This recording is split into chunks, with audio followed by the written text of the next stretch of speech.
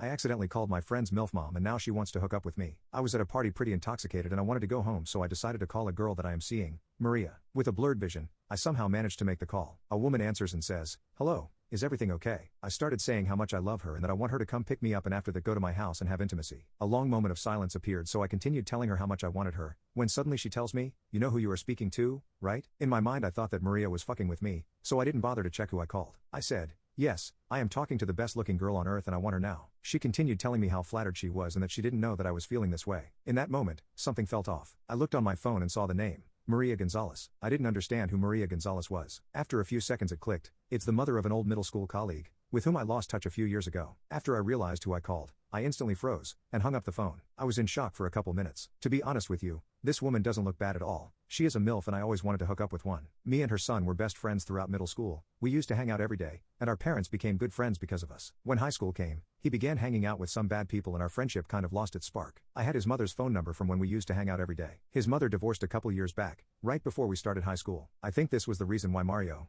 her son, went on a wrong path. My parents remained good friends with Maria Gonzalez. They visit each other very often. I think I saw her more times than Mario in the last few years. There were a few times when my parents left me alone with her and we had a few conversations, so we aren't strangers at all. Anyways, at that moment my intrusive thoughts grabbed a hold of me and I was thinking of calling her back. In my mind, she responded a lot better than I thought and a part of her seemed interested in me. Eventually, the actual Maria, which I intended to call, came to the party and picked me up. The next day though, the first thing in the morning I see is a text message from you guess who, Maria Gonzalez. She wrote to me, "I think that we ended our conversation too quickly and we should clarify what happened." I froze again. I responded that we should meet and clarify the whole situation. Later that day, I met with Maria Gonzalez, my middle school friend's mom. I told her that I was a bit intoxicated and I exaggerated what I told her. I gave her only half of the truth. I decided to try my luck. There was nothing to lose. She responded very well and told me that maybe if I was a little bit older we could have worked something out together. I explained to her that age is just a number and that I don't care about it. She chuckled and smiled at me. We continued our conversation for another 30 minutes and after that I left home. Since then, she keeps texting me. She keeps asking me about how my day was, if I am doing good,